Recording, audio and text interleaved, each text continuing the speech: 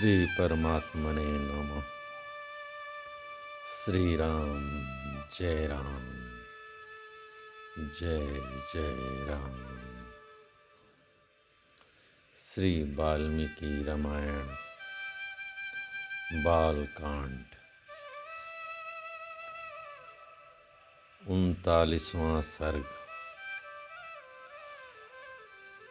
इंद्र के द्वारा राजा सगर के यज्ञ अश्व का अपहरण।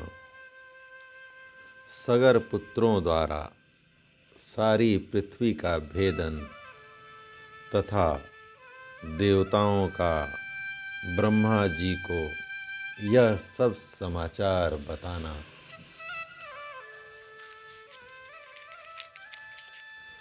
विश्वामित्र जी की कही हुई कथा सुनकर श्री रामचंद्र जी बड़े प्रसन्न हुए। उन्होंने कथा के अंत में अग्नि तुल्य तेजस्वी विश्वामित्र मुनि से कहा, ब्रह्मन आपका कल्याण हो। मैं इस कथा को विस्तार के साथ सुनना चाहता हूँ। मेरे पूर्वज महाराज सगर ने किस प्रकार यज्ञ किया था। उनकी यह बात सुनकर विश्वामित्र जी को बड़ा कौतूहल हुआ। वे यह सोचकर कि मैं जो कुछ कहना चाहता हूँ उसी के लिए ये प्रश्न कर रहे हैं, हंस पड़े और हंसते हुए उन्होंने श्री राम से कहा, हे राम, तुम महात्मा सगर के यज्ञ का विस्तार पूर्वक वर्णन सुनो। हे पुरुषोत्तम, शंकर जी के ससुर हिमवान नाम से विख्यात पर्वत विंध्याचल तक पहुंचकर तथा विंध्य पर्वत हिमवान तक पहुंचकर दोनों एक दूसरे को देखते हैं। इन दोनों के बीच में दूसरा कोई ऐसा ऊंचा पर्वत नहीं है जो दोनों के पारस्परिक दर्शन में बाधा उपस्थित कर सके। इन्हीं दोनों पर्वतों के बीच आर्यावर्त की पुण्य भूमि में उस यज्ञ का अनुष्ठान हुआ था। हे पुरुष सिंह, वही देश यज्ञ करने के लिए उत्तम माना गया है। तात कुकुत स्थन नंदन राजा सगर की आज्ञा से यज्ञीय अश्व की रक्षा का भार सुदृढ़ धनुर्धर महारथी अंशुमान ने स्वीकार किया था। परंतु पर्व के दिन यज्ञ में लगे हुए राजा सगर के यज्ञ संबंधी घोड़े को इंद्र ने राक्षस का रूप धारण करके चुरा लिया। काकुत्स महामना सगर के उस अश्व का अपहरण होते समय समस्त ऋत्विजों ने यजमान सगर से कहा, हे कुत्स नंदन, आज पर्व के दिन कोई इस यज्ञ संबंधी अश्व को चुराकर बड़े वेग से लिए जा रहा है। आप चोर को मारिए और घोड़ा वापस लाइए, नहीं तो यज्ञ में विघ्न पड़ जाएगा और वह हम सब लोगों के लिए अमंगल का कारण होगा। राजन, आप ऐसा प्रयत्न कीजिए जिससे यह यज्ञ बिना किसी विघ्न बाधा के परिपूर्ण हो। उस यज्ञ सभा में बैठे हुए राजा सगर ने उपाध्यायों की बात सुनकर अपने 60,000 पुत्रों से कहा, हे पुरुष प्रवर पुत्रों, यह महान यज्ञ वेद मंत्रों से पवित्र अंतःकरण वाले महाभाग महात्माओं द्वारा संपादित हो रहा है। अतः यहाँ राक्षसों की पहुंच हो ऐसा मुझे दिखाई नहीं देता। अतः यह अश्व चुराने वाला कोई देव कोटि का ही पुरुष होगा। अतः पुत्रों, तुम लोग जाओ, घोड़े की खोज करो, तुम्हारा कल्याण हो। समुद्र से घिरी हुई इस सारी पृथ्वी को छान डालो, एक एक योजन विस्तृत भूमि को बांटकर उसका चप्पा चप्पा देख डालो। जब तक घोड़े का पता न लग जाए तब तक मेरी आज्ञा से इस पृथ्वी को खोदते रहो। इस खोदने का एक ही लक्ष्य है, उस अश्व के चोर को ढूंढ निकालना। मैं यज्ञ की दीक्षा ले चुका हूं, अतः स्वयं उसे ढूंढने के लिए नहीं जा सकता। इसलिए जब तक उस अश्व का दर्शन न हो तब तक मैं उपाध्यायों और पौत्र अंशुमान के साथ यहीं रहूंगा। हे श्री राम, पिता के आदेश रूपी बंधन से बंधकर वे सभी महाबली राजकुमार मन ही मन हर्ष का अनुभव करते हुए भूतल पर विचरने लगे।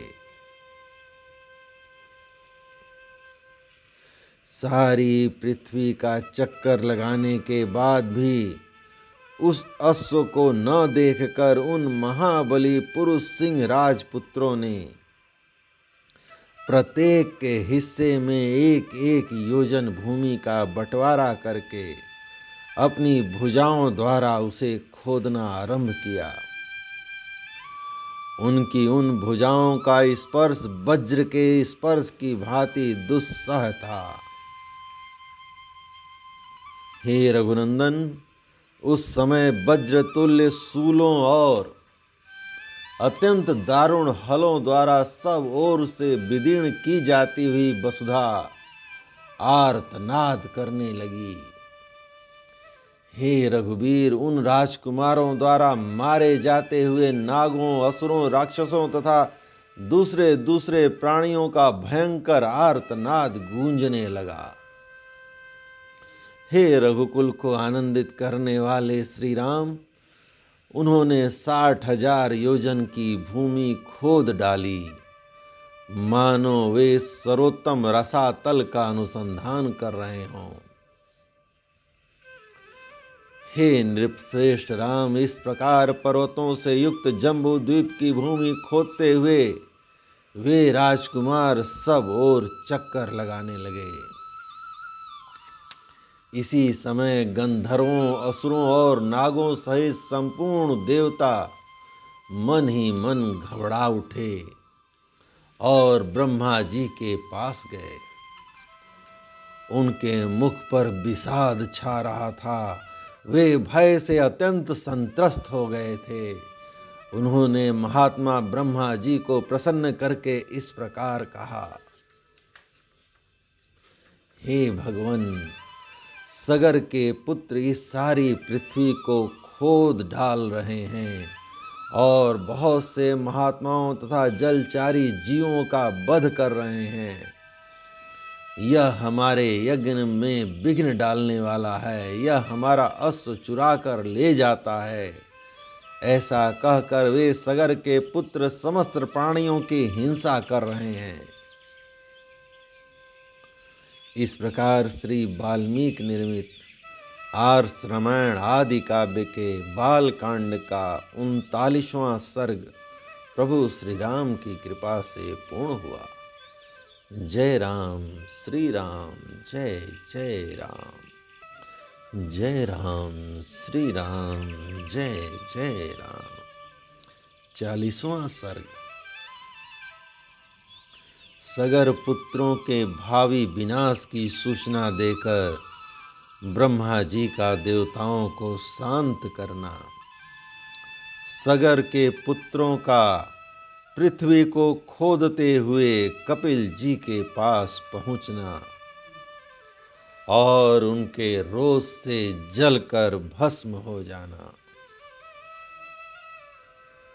देवताओं की बात सुनकर भगवान ब्रह्मा जी ने कितने ही प्राणियों का अंत करने वाले सगर पुत्रों के बल से मोहित एवं भयभीत हुए उन देवताओं से इस प्रकार कहा, हे देवगण, यह सारी पृथ्वी जिन भगवान वासुदेव की वस्तु है तथा जिन भगवान लक्ष्मीपति की यह रानी है, वे ही सर्वशक्तिमान भगवान श्री हरि कपिल मुनि का रूप धारण करके निरंतर इस पृथ्वी को धारण करते हैं।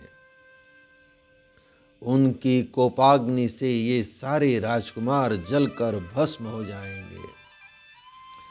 पृथ्वी का यह भेदन सनातन है, प्रत्येक कल्प में औसम भावी है।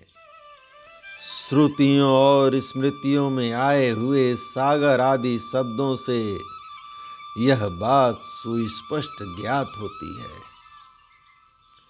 इस प्रकार दूरदर्शी पुरुषों ने सगर पुत्रों के भावी विनाश भी देखा है, अतः इस विषय में शोक करना अनुचित है। ब्रह्मा जी का यह कथन सुनकर शत्रुओं का दमन करने वाले 33 देवता बड़े हर्ष में भरकर जैसे आए थे उसी तरह पुनः लौट गए।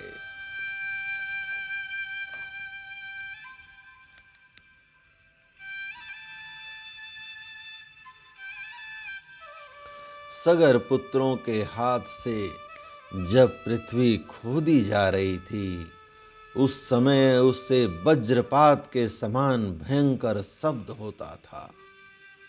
इस तरह सारी पृथ्वी खोदकर तथा उसकी परिक्रमा करके वे सभी सगर पुत्र पिता के पास खाली हाथ लौट आए और बोले, हे पिताजी, हमने सारी पृथ्वी छान डाली, देवता, दानव, राक्षस, पिशाच और नाग आदि बड़े बड़े बलवान प्राणियों को मार डाला, फिर भी हमें न तो कहीं घोड़ा दिखाई दिया और न घोड़े का चुराने वाला ही। आपका भला हो, अब हम क्या करें? इस विषय में आप ही कोई उपाय सोचिए। हे रघुनंदन, पुत्रों का यह वचन सुनकर राजाओं में श्रेष्ठ सगर ने उनसे कुपित होकर कहा, जाओ फिर से सारी पृथ्वी खोदो और इसे विदीर्ण करके घोड़े के चोर का पता लगाओ। चोर तक पहुंचकर काम पूरा होने पर ही लौटना। अपने महात्मा पिता सगर की यह आज्ञा सिरोधार्य करके वे 60,000 राजकुमार रसातल की ओर बढ़े और रोष में भरकर पृथ्वी खोदने लगे। उस खुदाई के समय ही उन्हें एक पर्वताकार दिग्गज दिखाई दिया जिसका नाम विरूपाक्ष है। वह इस भूतल को धारण किए हुए था। हे रघुनंदन, महान गजराज विरूपाक्ष ने पर्वत और वनों सहित इस संपूर्ण पृथ्वी को अपने मस्तक पर धारण कर रखा था। हे काकुत्स, वह महान दिग्गज जिस समय थक कर विश्राम के लिए अपने मस्तक को इधर उधर हटाता था उस समय भूकंप होने लगता था। हे श्री राम, पूर्व दिशा की रक्षा करने वाले विशाल गजराज विरूपाक्ष की परिक्रमा करके उसका सम्मान करते हुए वे सगर पुत्र रसातल का भेदन करके आगे बढ़ गए।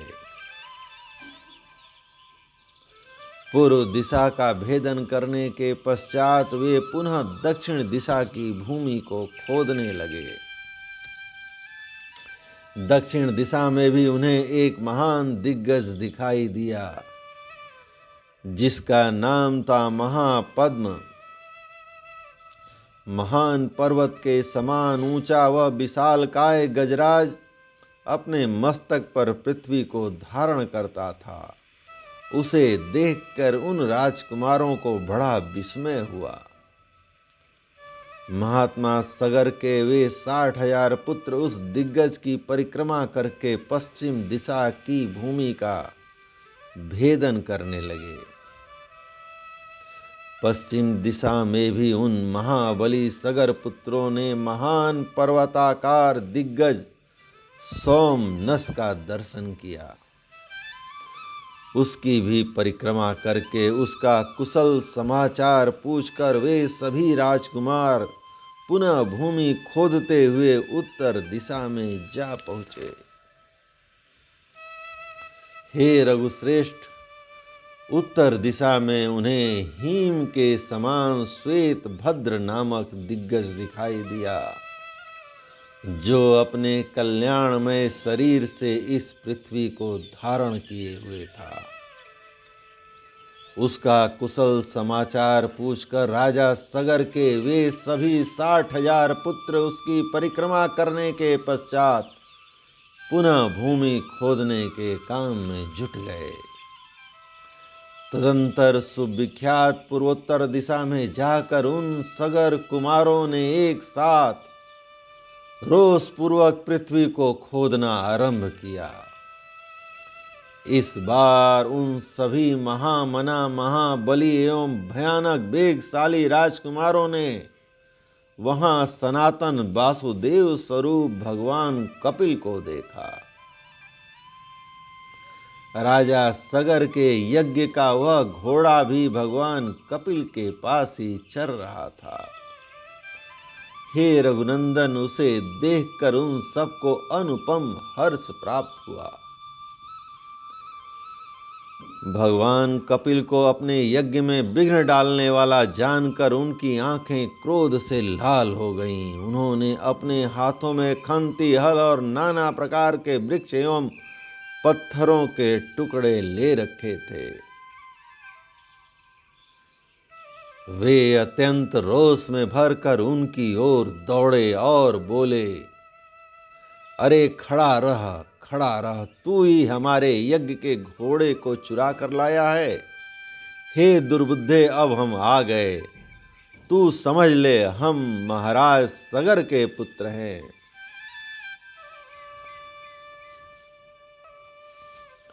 हे रघुनंदन, उनकी बात सुनकर भगवान कपिल को बड़ा रोष हुआ और उस रोष के आवेश में ही उनके मुंह से एक हुंकार निकल पड़ा। हे श्री राम, उस हुंकार के साथ ही उन अनंत प्रभावशाली महात्मा कपिल ने उन सभी सगर पुत्रों को जलाकर राख का ढेर कर दिया। श्री राम। इस प्रकार श्री वाल्मीकि निर्मित आर्ष रामायण आदि काव्य के बालकांड का 40वां सर्ग प्रभु श्री राम की कृपा से पूर्ण हुआ। जय राम, श्री राम, जय जय राम। जय राम, श्री राम, जय जय राम।